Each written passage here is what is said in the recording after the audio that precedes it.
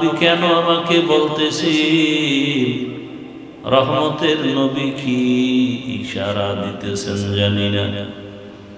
আবু বকরের অন্তরে আগুন জ্বলে উঠছে, বিরহের বেদনা, কান্না শুরু হয়ে গেল। বারবার বলার পরে রহমতের নবীর ইশারা পাইয়া শেষ পর্যায়ে আবু বকর ইমামতির মুসাল্লায় দাঁড়ায় গেল। আবু বকর যখন তাকবীর দিয়া তেলাওয়াত শুরু করেছেন, রহমতের নবী আর বরদাস্ত করতে পারলেন না। আমার হুঁশ থাকতে কি আমার নামাজ জামাত ছুটে যাবে, এটা হতেই পারে না। রহমতের নবী বললেন, আমাকে জামাতের মধ্যে শামিল করে দাও। সাহাবাদের কাঁধের উপরে ভর করে রহমতের নবী আঙ্গুলের মাথায়, পায়ের আঙ্গুলের মাথায় ভর দিয়ে কষ্ট করে করে নবী নামাজের মুসাল্লায় গিয়া হাজির হলেন। আবু বকর অনুভব করতে পেরে সাথে সাথে পেছনে চলে আসছে, রহমতের নবীকে ইমামতির মুসাল্লায় দিয়ে দিলেন। আবু বকর কান্না করে, ইয়া রাসূলুল্লাহ, রহমতের নবীর সামনে জমিনে কারো ইমামতি করার অনুমতি নাই। রহমতের নবী নামাজের মুসাল্লায় চলে গেলেন, ইমামতির মুসাল্লায়। এত কষ্ট, এত অসুস্থ, তারপর রহমতের নবী জামাত থেকে আলাদা হন নাই, নামাজ আদায় করেন নাই।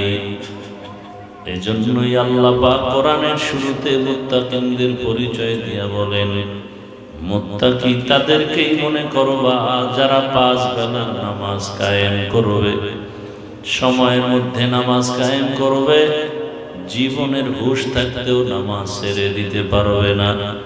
কারণ নামাজ একটা ঈমানের পরে এমন গুরুত্বপূর্ণ ইবাদত, এমন একটা নিশানা ইসলামের জন্য। এটা দেখে কত বিধর্মী পর্যন্ত কালেমাওয়ালা হয়ে গেল। আলহামদুলিল্লাহিল্লাযী জাআলা আশ-শামসা ওয়াল কমারা বিহিসবান ওয়ান নাজমা ওয়াশ-শাজারা ইয়াসজুদান ওয়া ফাদ্দালা জামানান আলা জামান কামা ফাদ্দালা মাকানান আলা মাকান ওয়া ইনসানান আলা ইনসান ওয়া নাশহাদু আন লা ইলাহা ইল্লাল্লাহু ওয়াহদাহু লা শারীকা লাহু লা জিদ্দা লাহু ওয়া লা নিদ্দা লাহু ওয়া লা মিছলা লাহু ওয়া আশহাদু আন্না সাইয়্যিদানা ওয়া মাওলানা মুহাম্মাদান আবদুহু ওয়া রাসূলুহু। আল্লাহুম্মা সাল্লি আলা মুহাম্মাদিন নাবিয়্যিল উম্মিয়্যি ওয়া আলা আলিহি ওয়া আলা আলিহি ওয়া সাল্লিম তাসলিমা। ওয়া বা'দু ফাআউযু বিল্লাহি মিনাশ শাইতানির রাজীম। বিসমিল্লাহির রহমানির রহিম। আলিফ লাম মিম। যালিকাল কিতাবু লা রাইবা ফীহি হুদাল লিল মুত্তাকিন। وقال رسول الله صلى الله عليه وآله وسلم اتق المحارم تكن أعبد الناس. صدق الله مولانا العظيم وصدق رسوله النبي الأمي الكريم. ونحن على ذلك من الشاهدين والشاكرين والذاكرين والحمد لله رب العالمين سبحانك لا علم لنا إلا ما علمتنا إنك أنت العليم الحكيم رب اشرح لي صدري ويسر لي أمري واحلل عقدة من لساني يفقه قولي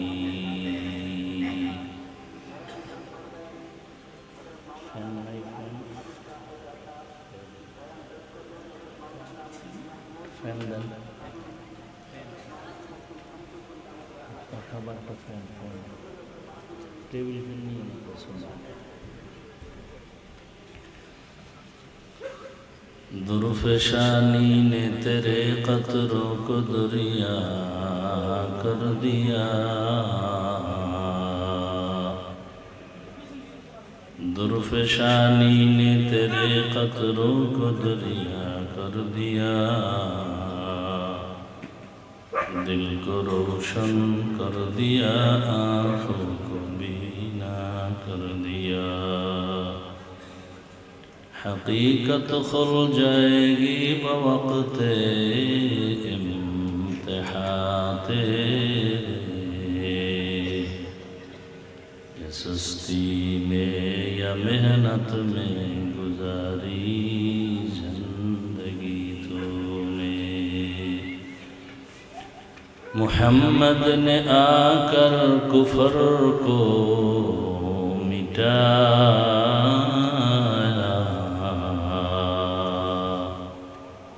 कुफर को मिटा कर सदाक़त बताया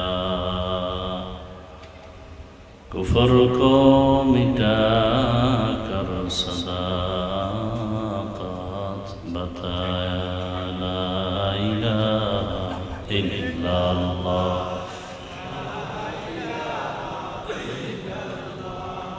ला इलाहा इल्लल्लाह ला इलाहा इल्लल्लाह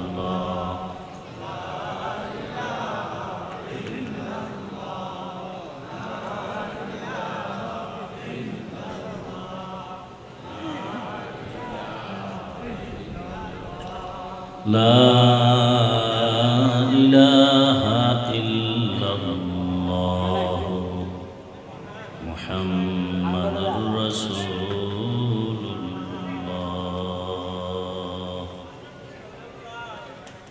চণ্ডীপুর হাফিজিয়া মাদ্রাসা এতিমখানার উদ্যোগে আয়োজিত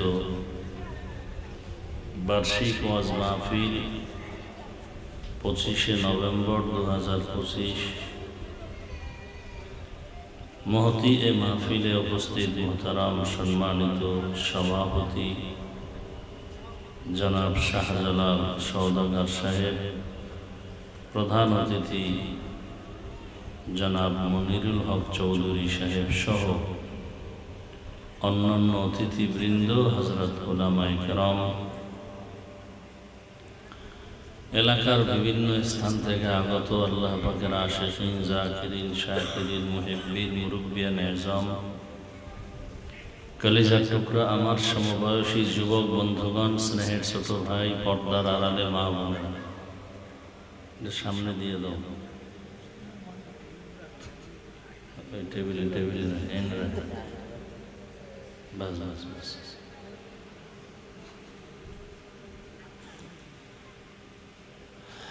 আল্লাহ পাকের দরবারে শুকর যে আল্লাহ আমাদেরকে সুস্থ রেখেছেন আলহামদুলিল্লাহ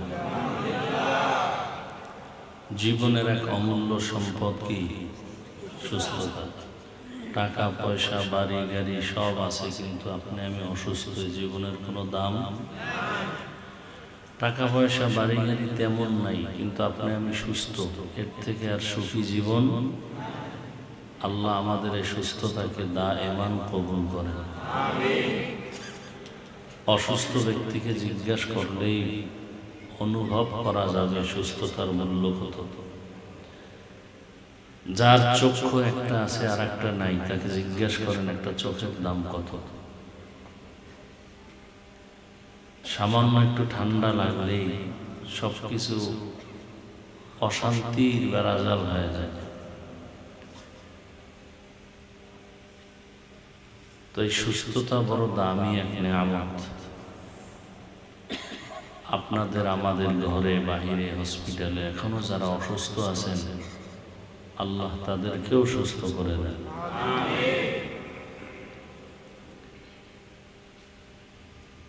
উলামায়ে কেরাম আলোচনা রেখেছেন, আমি শুধু দোয়ার জন্য আসছি। দোয়া আমার জীবনের বড় মূল পুঁজি। প্রত্যেকটা মানুষের জন্যই সফলতার পুঁজি দোয়া।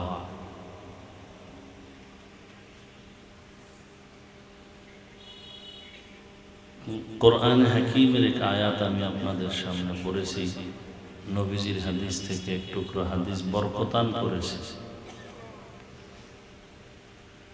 বয়ান করার মতো যেই পরিমাণ মানসিক অবস্থা, সুস্থতা প্রয়োজন ওই পরিমাণ নাই। শুধু আসতে পেরেছি, এটাই আল্লাহর শুকর।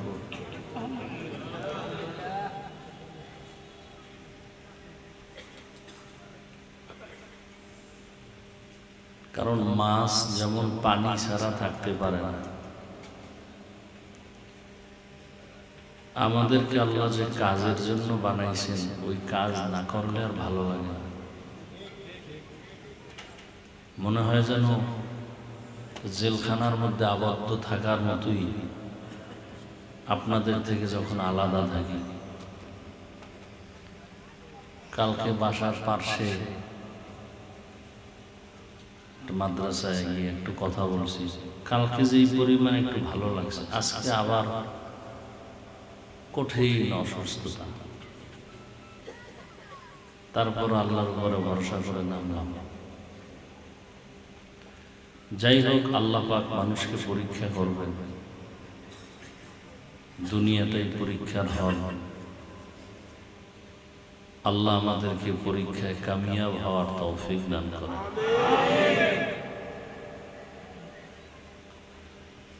আলিফ লাম মিম,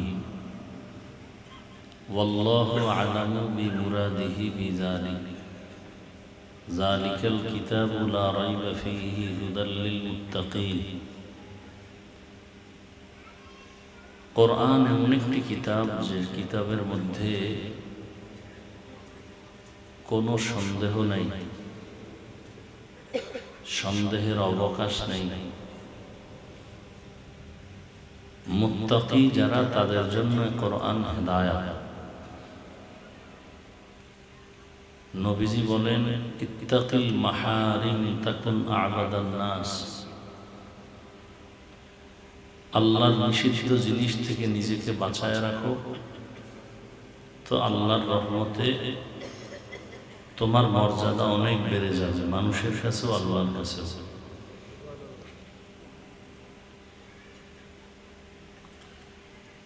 হারাম জিনিস থেকে নিজেকে বাঁচাও।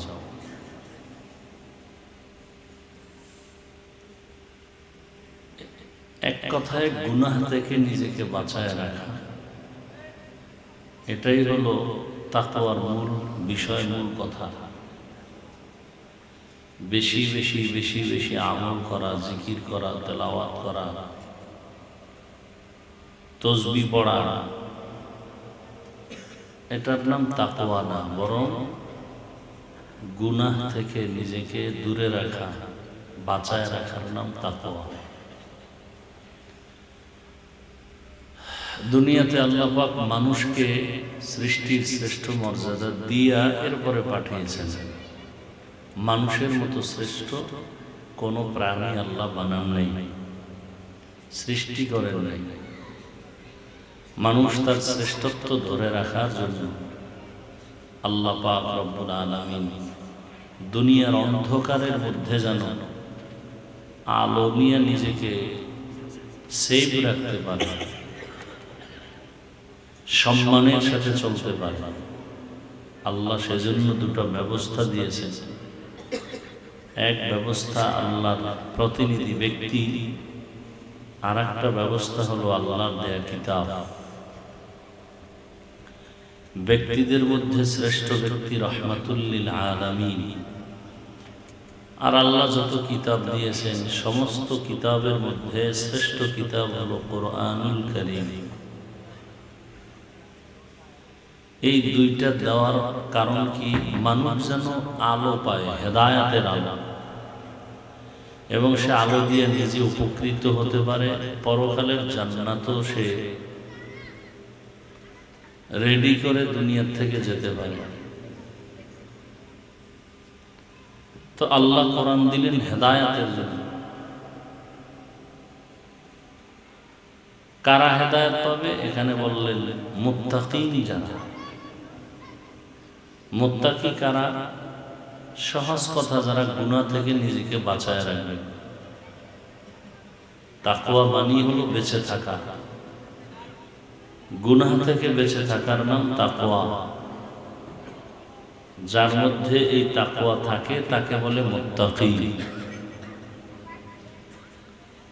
এখানে খুব গভীর একটি কথা,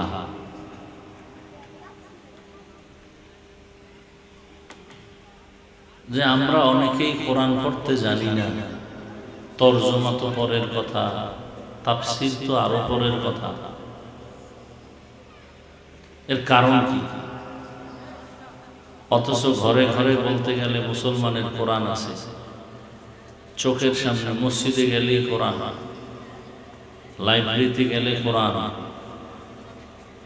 আমরা পারি না কেন? আল্লাহ এখানে একটা কঠিন জবাব দিয়েছে।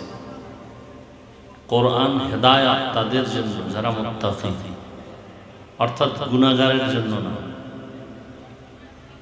যারা তাকওয়া অর্জন করবে, এই মন মানসিকতা যাদের আছে, তওবার দরজায় ফিরে আসবে, আল্লাহ এদেরকেই কোরআনের দ্বারা হেদায়েত দেবে। তো গুনাহগার কখনো কোরআনের হেদায়েত পাবে না। যদি গুনাহগার এমন হয় যে ছোটখাটো গুনাহ করে, কোরআন শিখার কয়েকটা স্তর। একটা হলো শুধু রিডিং পড়তে পারে, আলিফ লাম মিম যালিকাল কিতাবু লা রাইবা ফীহি।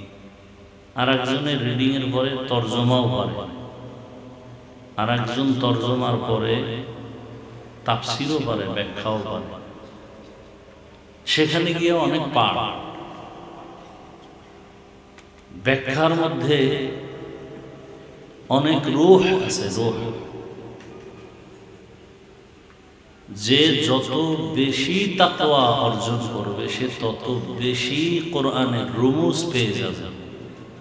কোরআনের গভীরতা আল্লাহ তাকে দান করবেন। যত বেশি তাকওয়ার উপরে মজবুত হবে, সে কোরআনের গভীর ইলম, হিকমত সে পেয়ে যাবে। আমরা পড়তে পারি না কেন? 24 ঘন্টা আপনি মোবাইল চালাইতে পারেন, ফেসবুক চালাইতে পারেন, সারা রাত আপনি এক পৃষ্ঠা কোরআন শরীফ পড়তে পারেন না। এই অজুহাত তো কোনো বিবেক ধরে না। এক পৃষ্ঠা কোরআন পড়তে লাগবে 1 মিনিট, 2 মিনিট, 5 মিনিট ধরে নেন, 10 মিনিট ধরে, ঘন্টাকে ঘন্টা, ঘন্টাকে ঘন্টা আপনি গল্প করতে পারেন, ফেসবুক চালাইতে পারেন, সারা রাত মোবাইলে গুনাহ করতে পারেন। এক পৃষ্ঠা কোরআন পড়তে পারবেন না কেন? আল্লাহ বলেন পারবে না, ওরা পারবে যারা মুত্তাকি। আল্লাহ কোরআন তাদেরকেই দিয়া হেদায়েতের রাস্তা খুলবেন যারা মুত্তাকি। ওরা পারবে না, চাইলেও পারবে না। অথচ তাকের উপরে কোরআন আছে। ছেলে কোরআন শরীফ পড়তে পারে, মেয়ে পারে, বাপ মা পারে না। কেন? যেই একটা পাত্রের মধ্যে যদি কেরোসিন থাকে, সেখানে মধু ঢাললে নষ্ট হয়ে যায়। তাহলে কোরআন তারাই পড়তে পারবে, কোরআনের তর্জমা তারাই পারবে, কোরআন রিডিং তারাই করতে পারবে যারা মুত্তাকি, গুনাহ থেকে নিজেকে বাঁচায় রাখে।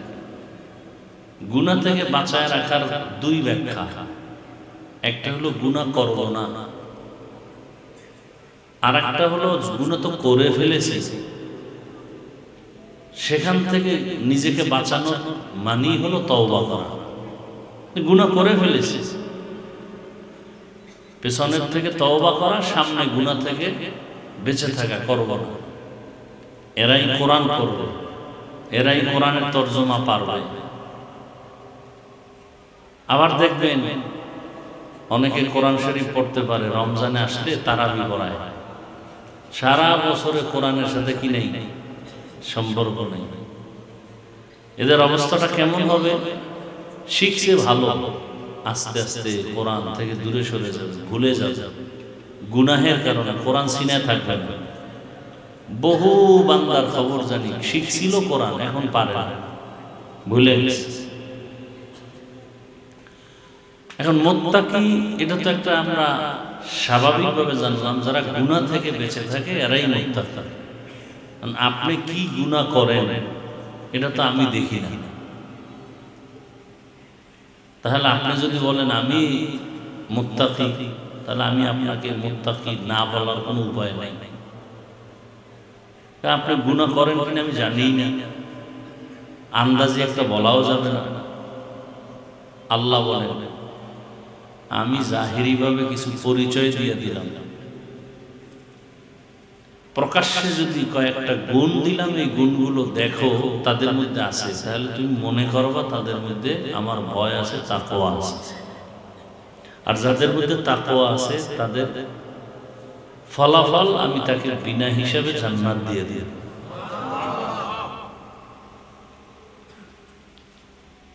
সেই গুণগুলো কি? আল্লাহ বলেন কমপক্ষে 6টা গুণ থাকবে। এই 6 গুণ থাকলেই প্রমাণ হবে তারা মুত্তাকি। 1 নম্বর গুণ, ইউমিনুনা বিল গায়ব। গায়বের মালিক কে? আল্লাহ। কয়জন? একজন। আল্লাহ যে গায়বের মালিক, এতে কোনো সন্দেহ আছে? আচ্ছা, আল্লাহর যে এই শক্তিটা, অদৃশ্যের খবর জানা, এই শক্তিটা আরো কারো আছে? যদি বলেন আছে, তাহলে বোঝা গেল আল্লাহ পাক এককভাবে শক্তির মালিক না, ঠিক না? প্রমাণ হবে তাহলে এই শক্তি ভাগ হয়ে গেছে। তাহলে আল্লাহ যে এক, এই কথাটা থাকে না। তো আল্লাহ যেহেতু এক, তার শক্তিও একক। জবাবটা আমি এভাবে দেই, আল্লাহ পাক তার কুদরতের দ্বারা যেইভাবে গায়েব জানেন, সেই কুদরতি ক্ষমতায় পৃথিবীর আর কেউ গায়েব জানে না। এর সহজ জবাব, কারণ এ নিয়েও বহুত ঝামেলা আমাদের সমাজে আছে।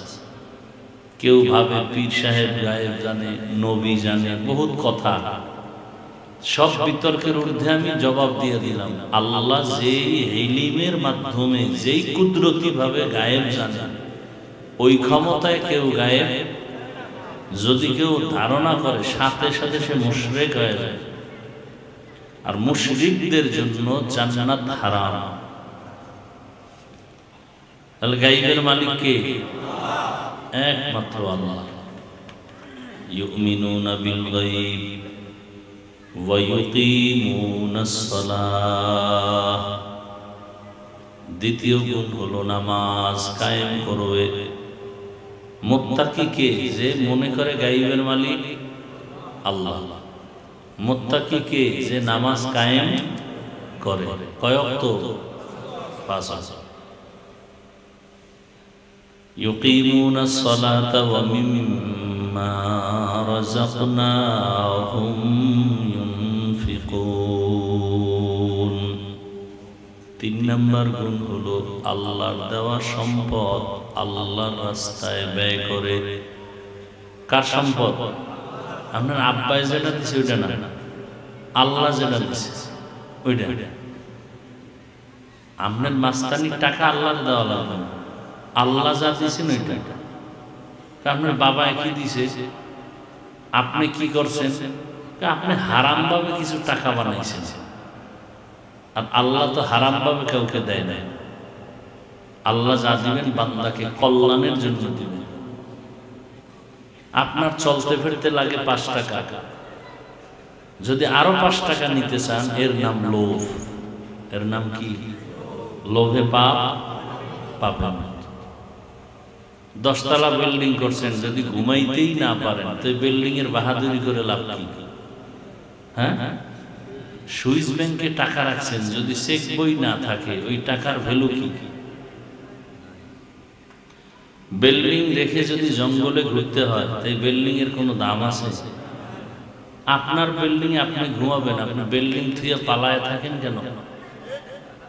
কয়ে হারাম টাকা দিয়ে উঠাইছি তো এই জন্য এখানে যাইতেও ভয় লাগে। যেরকম টাকা আসছে বাতাসে ওরকম আবার সব ঝরে যাচ্ছে। যেই গাছ তাড়াতাড়ি বড় হয় ওই গাছ তাড়াতাড়ি ভেঙে যায়। এই বাহাদুর সাহেবরা যারা লাফাইতেছে, হালকা সিগন্যাল কিন্তু গত শুক্রবার দিয়ে গেছে। এই জমিনে বাহাদুরি করবে আল্লাহ, আর কোন বাহাদুরের ক্ষমতা নাই বাহাদুরি করার। একমাত্র বাহাদুরকে রাজত্ব চলবে আমার আল্লাহর, আর কারণ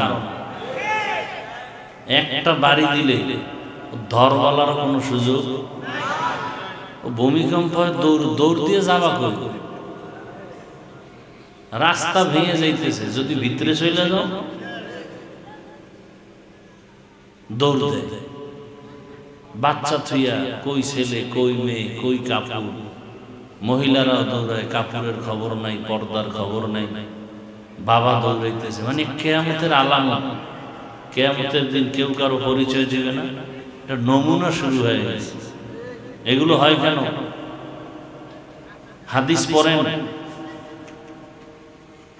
গুগল মোবাইল তো চালাবেনই, গুনাহ করতেছেন, ভালো কাজ করেন, মোবাইলে লেখেন, গুগলে গিয়ে সার্চ দেন ভূমিকম্প হওয়ার কারণ কি। এবার ডিটেলস হাদিস কোরআন সব চলে আসে। ভূমিকম্প কেন কেন হবে? মানুষ বেবিচারিনী শুরু করবে, অত্যাচার, জুলুম, জেনা, হত্যা, খুন, চতুর্মুখী গুনাহ যখন শুরু করবে তখন একের পর এক এই ভূমিকম্প, ভূমিধস আসতেই থাকে। 1 সেকেন্ড লাগবে না এই দুনিয়াকে শেষ করে দিতে। আল্লাহ হেদায়েত দান করুন। তাহলে আল্লাহর দেয়া সম্পদ আল্লাহর পথে কি ব্যয় করা। ইসলামের অর্থনীতি বলে নাই। আমি বলেছি চ্যালেঞ্জ দিয়া, পৃথিবীতে শ্রেষ্ঠ অর্থনীতি, কল্যাণমুখী অর্থনীতি হলো ইসলামী অর্থনীতি। দুনিয়াতে মানুষকে কল্যাণের অর্থনীতি ইসলাম ছাড়া আর কেউ দেয় না। অন্য অর্থনীতি মানুষকে চূড়ান্ত বিপর্যয়ের দিকে নিয়ে যায়। ইসলামী অর্থনীতি মুত্তাকিনদের 3 নম্বর গুণ, আল্লাহর দেয়া সম্পদ আল্লাহর রাস্তায় ব্যয় করা। ওয়াল্লাযীনা ইউমিনুনা বিমা উনজিলা ইলাইকা ওয়া মা উনজিলা মিন ক্বাবলিক ওয়া বিল আখিরাতি হুম ইউকিনুন।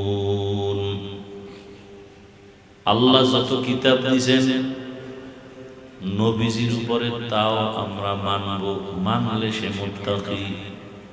আমাদের নবীর পূর্বে যাদের উপরে আল্লাহ কিতাব দিয়েছেন, ঈসা নবীর উপরে কিতাব আসছে, দাউদ নবীর উপরে কিতাব আসছে, ইব্রাহিম নবীর উপরে সহিফা আসছে, শীস আলাইহিস সালাম আদম নবীর উপরে সহিফা। আল্লাহ যত কিতাব দিয়েছেন এগুলো মানবে যে সে মুত্তাকি।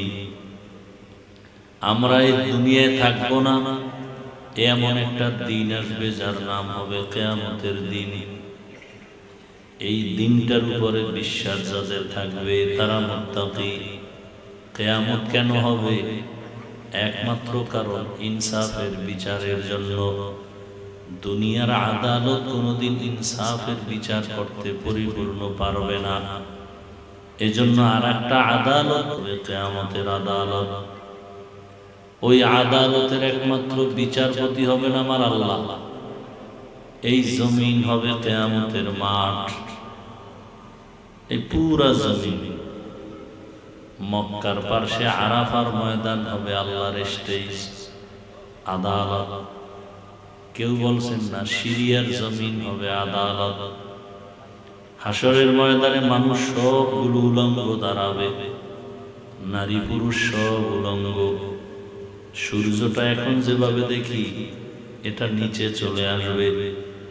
এই মাটির জমিনটা সূর্যের গরমে তামা হয়ে যাবে। বিজ্ঞানীরা এগুলো সব গবেষণা করতেছে। জাহান্নাম চিৎকার দিবে হাসরের মাঠে। আল্লাহ তাআলা শুধু মানুষকে উঠাবেন না, পশুকে উঠাবেন ইনসাফের বিচারের জন্য। দুইটা গরুকে উঠায় বলবে, এই দুর্বল গরু, জমিনের মধ্যে তোমাকে সবল গরুটাই তোমার উপরে আক্রমণ করেছে, তুমি আজ প্রতিশোধ নাও। বলার সাথে সাথে দুর্বল গরুর শক্তি বেড়ে যাবে। দুনিয়াতে যেই সবল গরুটা গায়ের জোরে দুর্বলের উপরে আক্রমণ করেছিল, ওই দুর্বল গরুটা শক্তি পাইয়া তার প্রতিশোধ নিয়া দুর্বল সবলটার উপরে আক্রমণ করে। আল্লাহ বলবেন, তোদের জান্নাতও নাই, তোদের জাহান্নামও নাই, এখন তোরা সব মাটি হয়ে যা। কুকুর উঠাবেন, গরুকে উঠাবেন কেন? ওদের জান্নাতও নাই, জাহান্নামও নাই। উঠাবার একমাত্র কারণ ইনসাফ বিচারটা মানুষকে দেখাবার জন্য।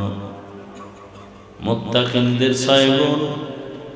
1 নাম্বার গুণ হলো গায়বের মালিক কে? আল্লাহ। আমরা গায়েব জানি না, আমার অন্তরে কি অবস্থা তা পর্যন্ত আমার আল্লাহই জানেন। আল্লাহ পাক রব্বুল আলামিন বলেন, এই বিশ্বাসটা তুমি অন্তরের মধ্যে জমা করো। আল্লাহরে যে আমরা মানি, আল্লাহকে আমরা তো দেখি নাই, না দেখিয়া মানছি, এই জন্য আমাদের ঈমানের বড় দাম। যদি দেখা মানতাম এত দাম আমাদের ঈমানের হতো না। এরপরে আল্লাহ বলেন, মুত্তাকিনদের পরিণাম ফল একমাত্র জান্নাত। 6 গুণের দ্বিতীয় গুণ হলো ইউকিমুনাস সালাহ, নামাজ কায়েম করবে। নামাজ পড়া আর নামাজ কায়েম করা অনেক ব্যবধান। আল্লাহ নামাজ পড়তে বলেন নাই, কায়েম করতে বলেছেন। মাকুন সুসতি নামাজে পাঞ্জগানা, ফাওয়াইলুল লিল মুসাল্লিনা আল্লাযীনা মুমিনারা ইনামাজ ইমদাদা ইস্তাইনু আয়াতে কুরআবা। নামাজ কায়েম করো, কারণ মুসলমানের একমাত্র ইসলামের মূল খুঁটি হলো তোমার নামাজ। নবীজি বলেন, as-সালাতু ইমাদুদ্দিন ফামান আকামাহা আকামাদ্দিন। দ্বীনের খুঁটি হলো নামাজ। যে নামাজ কায়েম করলো সে দ্বীনের খুঁটিকে মজবুত রাখলো। ক্বালা রাসূলুল্লাহ সাল্লাল্লাহু আলাইহি ওয়া আলিহি ওয়াসাল্লাম, বাইনাল আবদি ওয়া বাইনাল কুফরি তারকুস সালাহ। নবীজি বলেন, মুমিন আর বেঈমানের মাঝে ব্যবধান হলো একমাত্র নামাজ। মুমিনেরা নামাজ ছাড়ে না, বেঈমানেরা নামাজ পড়ে না। আপনি মুমিন না বেঈমান, ব্যবধান কি করব? নামাজ। এই জন্য আপনারা সবাই জানেন রহমতের নবী 63 বছর হায়াত পেয়ে শেষ যখন বিদায় হবেন, নবী অসুস্থ হয়ে গেছে, প্রচন্ড জ্বর। রহমতের নবী পাগলের মতো হয়ে আছেন, জামাতে গিয়া নামাজ আদায় করবেন, নামাজ যেন ছুটে না যায়। রহমতের নবীর অপেক্ষায় সাহাবায়ে কেরাম বসে আছেন, কারণ রহমতের নবীর সামনে কারো ইমামতি করার কোনো সুযোগ নাই। টাইম হয়ে গেছে, সবাই অপেক্ষা আছে। রহমতের নবী প্রচন্ড অসুস্থ, নবীজি এখনো কেন আসেন না? রহমতের নবী আম্মা জান আয়েশাকে বললেন, আয়েশা আমার কেমন যেন অবস্থা, আমি উঠে গিয়ে যে নামাজে দাঁড়াবো সেই শক্তি পাইতেছি না। আবু বকরকে আমার জায়গায় দাঁড়ায় ইমামতি করতে বলো। খবরটা যখন চলে গেল, আবু বকর সিদ্দিক রাদিয়াল্লাহু আনহু কান্না করতেছেন। রহমতের নবীর স্থানে দাঁড়াইয়া ইমামতি করার সাহস আমি আবু বকরের নাই। আর নবী কেন আমাকে বলতেছি? রহমতের নবী কি ইশারা দিতেছেন জানি না। আবু বকরের অন্তরে আগুন জ্বলে উঠছে, বিরহের বেদনা, কান্না শুরু হয়ে গেল। বারবার বলার পরে রহমতের নবীর ইশারা পাইয়া শেষ পর্যায়ে আবু বকর ইমামতির মুসাল্লায় দাঁড়ায় গেল। আবু বকর যখন তাকবীর দিয়া তেলাওয়াত শুরু করেছেন, রহমতের নবী আর বরদাস্ত করতে পারলেন না। আমার হুঁশ থাকতে কি আমার নামাজ জামাত ছুটে যাবে? এটা হতেই পারে না। রহমতের নবী বললেন, আমাকে জামাতের মধ্যে শামিল করে দাও। সাহাবাদের কাঁধের উপরে ভর করে রহমতের নবী আঙ্গুলের মাথায়, পায়ের আঙ্গুলের মাথায় ভর দিয়ে কষ্ট করে করে নবী নামাজের মুসাল্লায় গিয়া হাজির হলেন। আবু বকর অনুভব করতে পেরে সাথে সাথে পেছনে চলে আসছে, রহমতের নবীকে ইমামতির মুসাল্লায় দিয়া দিলেন। আবু বকর কান্না করেন, ইয়া রাসূলুল্লাহ, রহমতের নবীর সামনে জমিনে কারো ইমামতি করার অনুমতি নাই। রহমতের নবী নামাজের মুসাল্লায় চলে গেলেন, ইমামতির মুসাল্লায়। এত কষ্ট, এত অসুস্থ, তারপর রহমতের নবী জামাত থেকে আলাদা হন নাই, নামাজ আদায় করেন নাই। এজন্যই আল্লাহ পাক কোরআনের শুরুতে মুত্তাকিনদের পরিচয় দিয়া বলেন, মুত্তাকি তাদেরকেই মনে করবা যারা 5 বেলার নামাজ কায়েম করবে, সময়ের মধ্যে নামাজ কায়েম করবে, জীবনের হুঁশ থাকতেও নামাজ ছেড়ে দিতে পারবে না।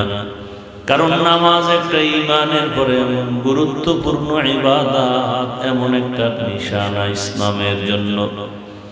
এটা দেখে কত বিধর্মী পর্যন্ত কালেমাওয়ালা হয়ে গেল। একটা গরিবের সন্তান ইমামতির মুসাল্লায় দাঁড়ায় নামাজ আদায় করে, পেছনে কত কোটিপতিরা দাঁড়ায়, কত ক্ষমতাওয়ালারা দাঁড়ায়।